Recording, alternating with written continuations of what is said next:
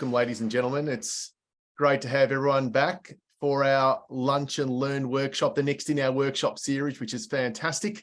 My name is Paul Jantz. In case you don't know, we're here thanks to Professional Partners Education and our wonderful supporters at Hall Chadwick, Profit Master, Global Outsourcing, iKeep, and Lloyd's Auctioneers. Now, a massive shout out to Danielle Morrison. Danny, I think you're online. Just that all of you guys are invited here because Danny jumps on and she invites you guys as friends of Professional Partners Education, PPE, and of course, Hall Chadwick. Now, if you've missed our series throughout the whole of 2022 and 2023, this was created, it's a part of our, call it our technical lunch and learn workshops. So if there's anything that you've missed over the last year and a half or so, please jump onto our YouTube page, type in PPE TV or Professional Partners Education. It'll pop up with everything in there for you guys to have a look at. It's our content to give back to you guys. So thanks again for joining us. Now, today's topic is we're going to be talking about recruiting cadets. And we're going to look at how we can break the mold. It's probably something that, to be fair, with all of you guys as accounting firms that are out there, it's been a tough little market for probably the best part of 2-3 years now. Coming off the back of COVID, we know even our supporters, sort of Profit Master, are doing extremely well because that outsourcing market is big.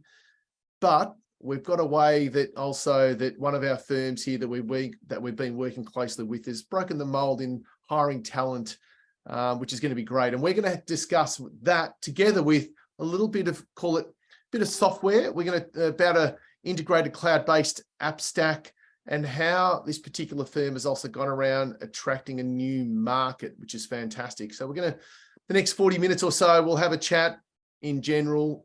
You've got the Q&A bar down there. If you've got any questions throughout, please drop it into the Q&A bar. Let me introduce you to our special guest. His name's Jason Croston.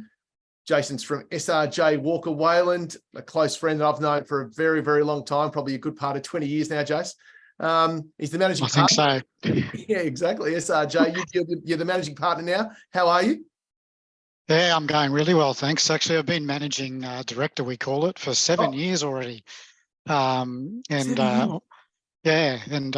flies, but it must be 20 years. Actually, I was thinking about you the other day because I recently got married, and I got married on Hamilton Island, and I remember going to a conference with you way back in the day on Hamilton Island, and it's great to be reconnected with you. Yeah, after all these years, two old fellas but still around.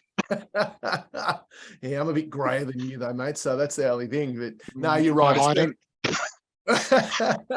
No, it's been great that we've been able to. Obviously, I lived in Brizzy, and you're right. I think one of our first GPL conferences back then was at Hamilton Island. So yeah, that was a bit of fun, having 40, 50, 60, 100 firms in a room over 3 days, having some fun. Yeah, awesome times, and learnt a lot back in those times that I still bring through today. So yeah, good. Well, maybe this is a good opportunity, mate, for in 30, 60 seconds to give a bit of a rundown of who you are and the firm as well. Yeah. So SRJ WalkerWayland, we're based in the northern part of Brisbane in the Moreton Bay region. So about 40-year history next year, I think, or next couple of years. We also, in the last 5 years, have built a presence on the Sunshine Coast.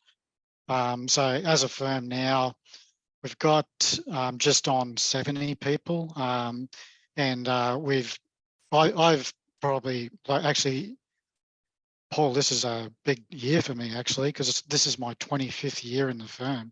Wow. So and I also turned 50. So yeah, half of my life I spent with SRJ, little old SRJ with 12 people when I started. So I started in a small firm like that in all areas, but audit became the area that I grew, and I now have a team of 10 auditors focused on a number of areas like the club industry and not-for-profits and smaller sort of SME type audits. But we've got a strong advisory focus, and also in recent years a strong focus on software implementation and bookkeeping as well, built off the back of some offshore. But we're really proud of our mantra internally is about growing business and growing people, and that really sort of is a passion area of mine in our cadetship program. Yeah, brilliant, brilliant. Well, we're going to get into that, and I think it's an interesting one because what you guys have been able to do. And I saw some photos only not long ago, I think, online, and seeing Jim's gains as well, and just everyone back together, which was, that was pretty cool. But just to again, you've been there 25 years. I know Tracy, who couldn't join us today, I know he's overseas, but he's been with the firm. You've got a number of different people that have been with the firm for a very, very long time. So whatever you guys are doing, there's a little bit of magic sauce in there that's working really well. So, which is brilliant to hear. Yeah, well, that photo you mentioned, that was actually 3 times 30-year anniversaries in one go. So, to have, I just thought it was amazing to have 33 people who've reached that milestone in such a small firm. Absolutely. Just says a lot. And one of them was Sean Reeves, of course, who you know well. Yeah. But the other two, and it's easier when you're a partner and you own the firm, but the other two are employees. That's right. So employees who want to stay and feel like they are so connected and have dedicated that much of their life to you is like humbling, really. So very true, very true. Well, mate, let's talk about recruiting cadets. It's something that you guys have put a fair bit of work into in terms of the strategy around it. So let's start with the question, what is a cadet?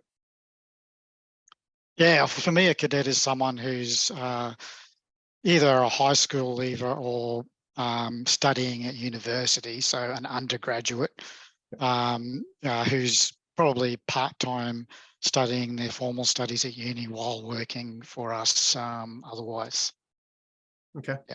And so you guys identified a bit of a problem, I suppose, and therefore, how did you get into, let's call it, breaking this mold on hiring talent for accounting firms? How did you go about that? Well, it's been a while now. It's over a decade that we've been doing this, but I think back then, I always remember this because I went to the usual intake was graduate recruitment, and what used to happen is that the CAs used to put on graduate functions where all the firms would have stands, and it was kind of like an expo kind of thing. Yeah. And we were getting nothing from that stuff. So the amount of investment that the bigger firms were putting into those to attracting graduates was enormous. And I always remember we were next to the firm that's in the news quite a bit now, PwC, and they had a whole bunch of I swear they were models. I don't think they worked for the firm, but they were very young, T-shirt and all sorts of money they'd put into it. And we just thought we just got no hope in competing. We don't have the dollars. And also they're a little bit older, so they're quite happy to move into the CBD and maybe work, whatever hours a week. Whereas we felt, being a firm that was in the suburban area, but a firm of a reasonable size, we were able to get to people before they got into that machine. So it was kind of like, in a sporting sense, it's like identifying talent when the kids are playing, AFL or rugby league as 15-year-olds, and then recruiting them early before they get pumped into the machine. So that we felt that was the way to go. And our first start was a school down the road, St. Paul's school, because a lot of us had kids going there anyway. So we just approached the school and actually did a joint presentation with chartered accountants to the grade 11, grade 12 students at that school. And just explain, what a career in accountancy meant and the different pathways you could go on and all of those kind of things. And I've done a number of those presentations over the years now, and like, you have to get over the fact that there's a lot of them who just are not interested in you being there at all, and probably looking at their phone or what's this bloke talking about or whatever. But that doesn't matter. There's always a handful that are interested in what you're talking about, and you know who they are because they come and talk to you afterwards. So that's what happened in that first year. We recruited 4 cadets out of St. Paul's, and now we've got like a vast reach of schools that we talk to, and then Really? yeah, so we're in the process of doing it right now. So we're talking to I think we go to about 4 or 5 different schools and present to the students, but we also just keep in connection with a number of schools anyway, whether it's, you know, anywhere that's in that sort of geographical area that's close by our office, whether both offices really. So and like it's really interesting because sometimes we've found over the years that you know, the teachers end up nearly being your talent scouts because they're like identifying students and going, yeah, this one might work. And I always remember actually, Paul, I was sitting at my desk and my phone rang, and it was a number I didn't know on my direct number. And this lady, she says, "Oh, I've got one for you." I'm like, "What are you talking about?" And she goes, "I've got a student and she'd be perfect for you. I'm going to send you an email. I just needed to know your email address." And she sent me the email and she ended up working for us. So yeah, it was. So simple things like that. And I think you're right, because I think whether it's, and I suppose I've got a 13-year-old, that's my eldest at the moment. So we've started to chat about certain things, but I suppose you get into that, when you get into the year 9, year 10s, that's when you start to really think about what career you want, what subject you're doing in terms of commerce, and whether you're going to go down that road. And it's very, very clever. Now, I'm not sure, whoever's online, if you've got anything that you're doing that may be similar and the success of that as well, I'd love to hear about it. So if you want to drop it into the Q&A or even into the chat line, would love to hear whether you've tried it, whether you sort of what success you've had. Jace, what sort of success have you guys had with it? I know you just mentioned that particular one, but what sort of results have you had over the years?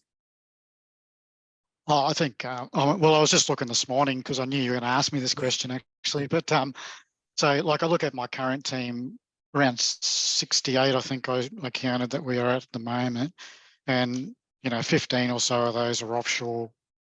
13 of them are current or former cadets. So that's 19% of our team. Wow. So my strong belief has always been grow your own. So grow your own people. And those cadets, you know, after they've been through that initial phase of training and understanding our culture and the way we do things, they're invaluable to me. So because we can't recruit them. They don't exist in the market because we've trained them to be exactly in line with our way of thinking and our way of doing things. So that's you know, that's the success is enormous. And not all of them work out because, you know, when you're going to a 17, 18-year-old, they don't know what they want to do. And we, to some extent, we have to kind of lead them along, because some years I want a couple of audit cadets and I might want a couple of advisory cadets, and we have to make the decision for them because they don't know what an audit is and they don't know what advisory is. And we have to sort of make that decision, and it's not that easy. But typically what I felt in the past is that auditors, like after 2 weeks or 3 weeks, they're out in the field, and I need someone who can communicate and present themselves pretty well. So if they've got things like they've worked in Woolies or Macca's or something, and they've dealt with the public and they have a certain level of confidence and they can communicate, that I'm probably thinking, and they've got an attention to detail, obviously being an auditor, that I'm thinking auditor, whereas they're a little bit more protected over a longer period in advisory before they have to be let loose on the public. So, but mind you, communication is nearly always such a high decision factor in our decision there. So, That's but true. yeah, I think it's been enormously successful for us. Yeah, fantastic. So you've obviously, not only that though, you've spent time on building, let's call it that training program, and not just the ability to go and present to the schools, but then the next stage of what happens when someone decides to join as a cadet. Yeah, so the structure and the way that we set it up is really important, I think, because so we while they're at university, they work 4 days for us, and the 5th day is a floating day that we work out with them each semester so that it fits in with the university schedule. Now, things have changed over the years now because a lot of their studies can be done online and all sorts of things like that. But we also, especially early on, we would give them an upfront kind of clothing allowance, because we found that, you know, if you're a 18-year-old boy, you don't have many professional clothes. So we gave them a few $100s to go, you know, buy a couple of decent pairs of trousers and, you know, some office shirts and stuff like that, so they look professional. Yeah. And we also then gave them a technology allowance, but we do that for everyone now, really. But you know, they get, you know, $30 a month to pay for their mobile phone or whatever it is they needed. Yep. But the training program is really important, and that's probably the area that we've continued to tinker and improve. They have a buddy when they first start, which is really important, who's usually someone who's maybe a couple of years advanced to them, who've been through and walked in their shoes. But also, you know, the formal and the informal on the job training is well laid out and planned with purpose, so that they understand the pathway that they're going to go down. Yeah, good, mate. So tell us a little bit about the software implementation that you were talking about. I've just got someone coming to the door, so I apologise for that. But tell us about some of the stuff you've done there for a second. So the Tracy stuff, you mean? Yeah, pretty well off the Tracy stuff, if that's okay.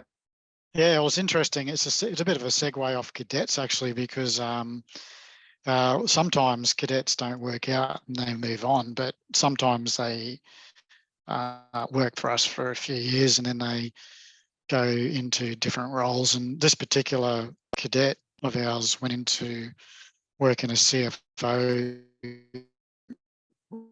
role or a financial control role in a club who I've done a lot of work with. So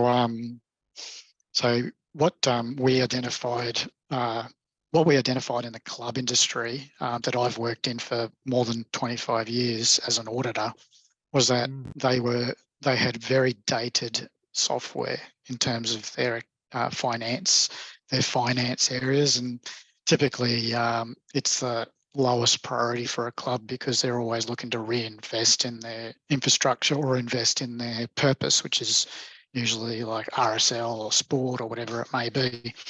So finance is like down the line, and they've had, I mean, a lot of them had pieces of software that was like 20 years old, and it was like a dog of a system, really. And what I'd been finding and noticing was that a lot of them were going from this dated software and then looking to go into things like Micropower or Microsoft Dynamics, and I'm just horrified because like that's you know, moving from something that's dated to something that you could run a small country with. And it's like so expensive, and it's just totally unnecessary. And I was talking to a few club guys and I said, why are you doing that? Like, you know, at the end of the day, you run a couple of bars, you run a couple of restaurants, you have gaming, it's not rocket science. You've got a bit of stock. And I said, you know what? I reckon you could run this with zero. And not just zero, because zero on its own won't cover all your needs. But I think that if we got zero and had a look at their integrated apps, then we could come up with a solution that'll run your business. You don't need to employ a $200,000 CFO plus 2 assistants to run it, because zero, you know, is easy.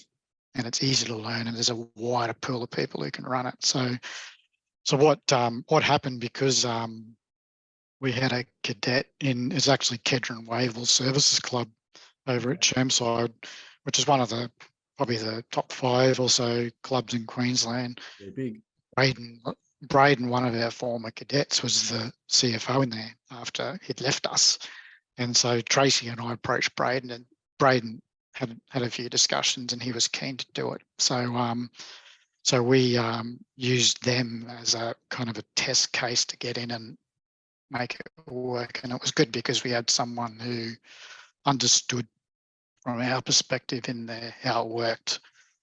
The thing that I know about that industry in particular is that they are very collegiate and they talk to each other. So I knew that as soon as we were able to get success, that they would then be looking and going, Braden, what happened over here? And what, how does that work for you? And what is it costing you? And they'd be asking questions, and that's exactly what happened. So Tracy's then continued, and his team have continued to roll out solutions to, I think he's up to 7 or 8, and he's got, he must have 6 or so in the pipeline. So I think the lesson for me there is that I think often zero conversions are thought of in small business. So these are not small businesses. This is a $30 to $40 million organisation. So there's a lot going on there, but also at the same time they're simple. There's no bill of sale and manufacturing process or anything like that you need to deal with. So it can work, and it can work cost effectively and easy. So and that's the way it's gone. And allowing those clubs to, be able to produce their end of month reporting days after the end of the month, when it used to be, nearly a month after the end of the month before they could produce anything meaningful. Tracy's done a really fantastic job, and I think there's plenty of other opportunities from my perspective in more sort of medium-sized businesses to move to that cloud-based integrated software solutions. The challenge is having the skills in your firm to do it, and keeping on top of what the solutions are, and then keeping your relationships open with those providers, because there are so many out there that you can go down a lot of rabbit holes. So true. Before you find something that works. So keeping it pretty simple. Yep. I think Tracy's pros would be that he's had success, and I think he's been able to deliver a result that's proven to be of benefit to those clubs. But probably some of the learnings that he has had is that you can't cookie cutter this stuff, because it's not like you're doing a plumber and all the plumbers are the same. They're all different. So you got to scope it out properly, and you got to make sure that you have post implementation support. So training and ongoing, support, so that if they have questions or whatever after that you're there for them for a longer haul. Yeah. Now you mentioned an integrated app stack. Did you create some things as well? Did you do that internally, or using external ones like a Xero that you said that you can? Yeah, Xero. It's not, we haven't created anything. If anything, we were going to the next phase of what we'd do there, I'd probably look to maybe create some kind of specialized reporting. Okay. But even that, and you might use Power BI or something for that purpose. But no, I don't think you need to be a programmer or develop your own software. There's enough solutions out there that you can nowadays that you can find, and there are very good ones. You got to be careful about what truly integrates and what doesn't, I suppose. But I think Sorry. No, you keep going. I think there are some aspects that aren't fully integratable. So the gaming aspects is not like a straight, I guess, live integration, and some aspects of even point of sale are a bit of a challenge. But I think that you get a long way there by putting together. You only need probably, I don't know, 4 or 5 apps, and you got quite a good solution. Yeah, no, fair call. And I think the great part about that is by thinking a little bit outside the square, you created an opportunity there that's worked really well. And I think that's always the challenge with us in business nowadays. We get sort of caught up in so many things that keep us busy, but you guys have been able to think a little bit outside the square. And now, how many clubs would you be working for, or them working with you? I don't know, but like those jobs are one-off projects, and then so he's done. Tracy's done about 7, and he's got 4 or 5 in the pipeline, and he could have more. I mean, over the years, I've got many audit club clients, and they kind of rotate based on corporate governance and that sort of thing. Yep. So we've got a very well-regarded reputation in that space as an auditor. But also we've provided other services in that space too, with like Sean Reeves has done a bit of strategic planning and advisory work with some clubs for a great result. So, I think our initial, Tracy, as you know, actually was initially our own CFO. And he started with $0 revenue 5 years ago with a Z, and this year he's going to hit $1 million of revenue, and he's just proven that the demand is there for that. And our initial thought going back 5 or 6 years is that we wanted to vertically integrate into the data to the source, and then ensure that the data was clean going right through to compliance and then to advisory as well. Yes. Because we were having no end of difficulty and issues dealing with external bookkeepers or internal accountants in some cases, and either the system not being set up correctly or the skills not being good enough to produce quality data. So it's proven that the service is there, and that then just lays a perfect platform to deliver what has always been our passion, which is the advisory services and making a difference and helping, as we say, our clients imagine better. So that's exactly right. Any pros and cons? I know you mentioned a couple before, but any pros and cons that you could share with us? Because I'm sure, in terms of the transition, it's probably something that Tracy's probably worked on for a fairly long time to get to this stage. Is that fair to say? Yeah, I think one of the challenges that Tracy's had with his extraordinary rate of growth is making sure that he doesn't kill himself. So he doesn't work too hard, but he's but I guess mostly that he has enough capacity. So when you've got such a strong rate of growth, making sure that you've got enough capacity ahead of that is the biggest challenge. But it's a little bit easier for us to some extent, even though there's a shortage of people, because the skill set around financials, compliance, and all that sort of stuff's not as difficult. This is a very specialised area, so he's kind of got to look a bit left field for his recruitment options, not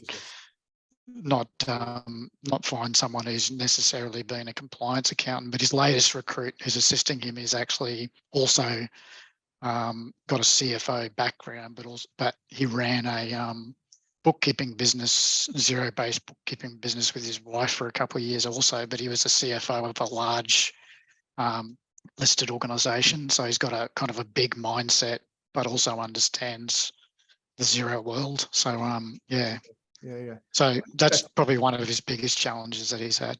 And that's probably one of the great things nowadays when you think about accountancy. We've I know last year I ran one of my shows and we spoke about, the difficulty within accountancy auditing, because it's not sexy, especially if you go into schools. But I suppose the tech element has made it that much more sexier, because that's what, who nowadays, especially young people coming through, who's not on their device, who doesn't want to, even my 13-year-old right into programming and wanting to know how the back end works. And I think that's a great thing that you can talk about, because it allows that cadet type of conversation to bring the tech elements into it and how all that works, isn't it? Yeah, that's right. And we had I'm the chairperson of WalkerWayland now as well, and we had a conversation about, this sexy accountant or lack of sexy accountant issue.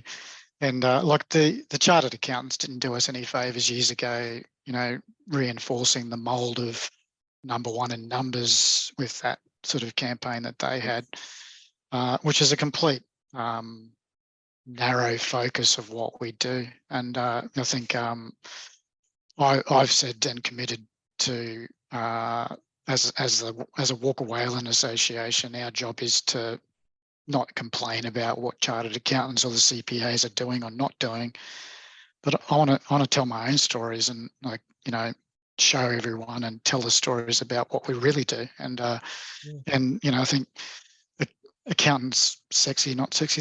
There's really, really interesting work that our team and a lot of accountants do that we're just not really good at telling the stories about. So let's just tell them a bit better, and then it'll flow down. Because the sad thing I've been saying is that some schools are now not even having accounting as a subject, Really, because of the lack of demand. And yeah, so I know that there's been a lack of demand in some schools to the point where they say, well, we can't run an accounting class this year. And that's really unfortunate, because, and it just shows the brand damage that we've had. So I can't wait for someone else to do my job for me. And, WalkerWayland's big enough beast that I can say, no, we have got a story to tell here. And accounting is a really good career, and it can be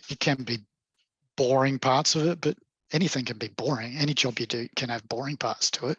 Right. There's really interesting things that we do that change people's lives, and we're now getting into tech, and we're getting into ESG, and we're getting into other spaces that really make a difference. So let's just tell it the way it is. And I think even some of the schools now, and you're talking about the cadets, I think it's such a clever strategy that you guys have gone through, and this is probably the opportunity that exists for everyone online that's listening to it as well, is that whether it be maths and numbers, and I know my three lads are all, they love their maths, they love their numbers, but also then you got the tech element coming into it, and then you got the sustainability element that's coming into it.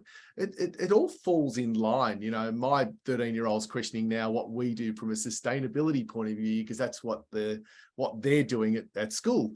So how do you bring all that into something that you can make a difference to someone's thought process in terms of their career and where they're going to be? Because you're right, most people are confused when they're at that age. I know I was.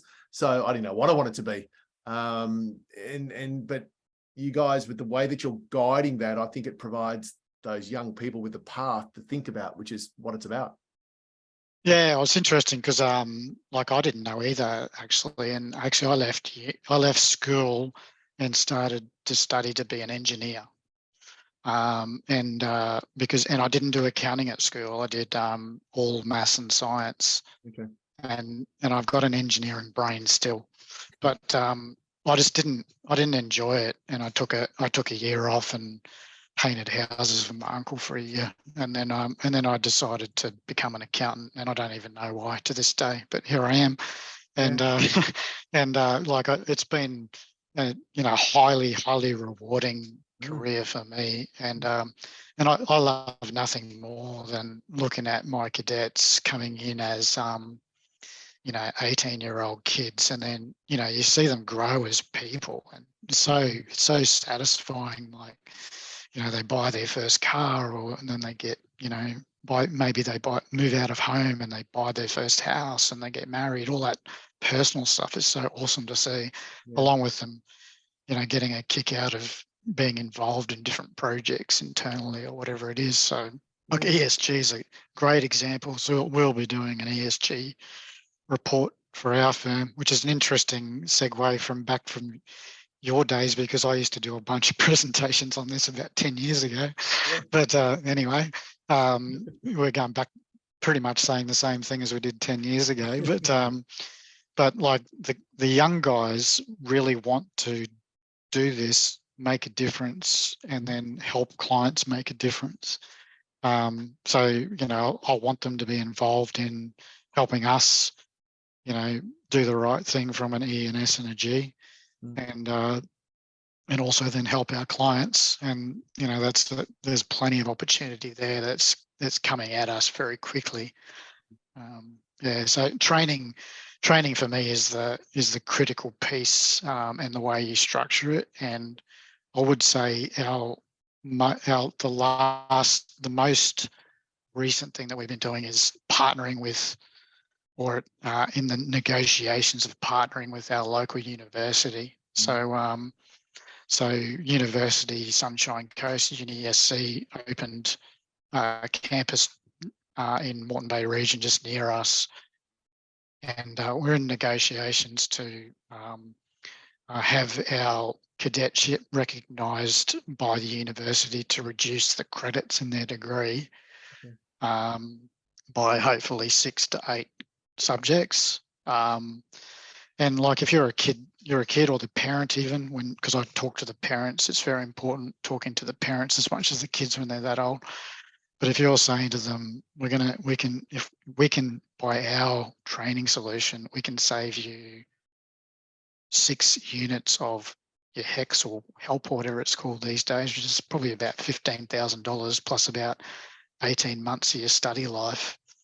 You know, that's pretty attractive. So, so that's the next thing we're looking at. And last year we also put in place an emerging leaders program, and then we've also now got a senior leadership program at WalkerWayland level to keep people on the path of growth, and developing their skills, because you know, there's definitely key points where the cadets get the grass is greener feeling and want to go, well, maybe I should try something else. And that's some do, and that's entirely fine. And I'm proud of some of them that have gone on to do other things.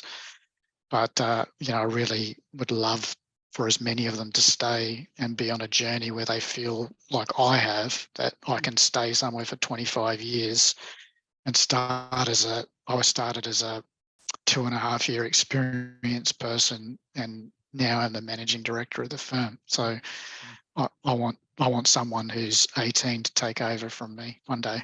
Yeah, and that's the great story that you can share, isn't it? That's the journey that you've gone through, and the story that they can see. And again, you're providing them with a pathway to a future that, again, it's always going to be in demand, which is the fantastic part about it. And you guys are doing some fantastic things there. Look, guys, before we look to wrap up, it's just gone 12:40. I just wanted to, if you've got any questions, please throw them into the Q&A. If you've got anything you'd like to ask Jason about what he's been doing, how he's been doing it.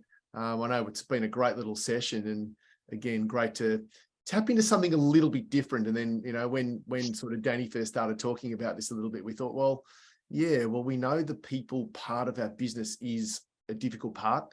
You know, you guys are up to 68 team members now, and you mentioned the percentage there of how many are cadets and how many are offshore.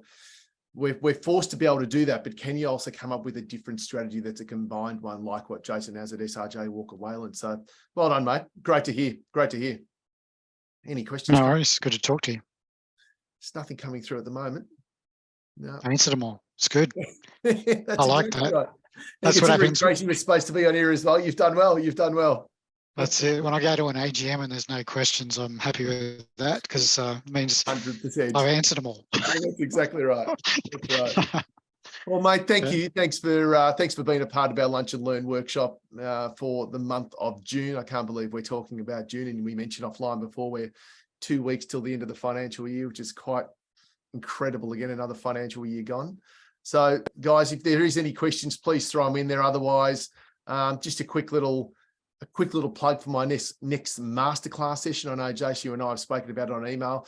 I'm talking about the power of branding and how branding plays a major part in your, let's call it your marketing strategy. Again, something that accounting firms traditionally haven't been as strong as. So it's something that every single time I talk about branding and marketing, we always have a huge amount of firms that register. So it's going to be a great little masterclass. My guest is Emma Reeves. So Emma's worked with a number of accounting firms in Queensland, in New South Wales, and in Victoria. And she's going to share what she's done and how she's done that in our next masterclass. It is next Tuesday.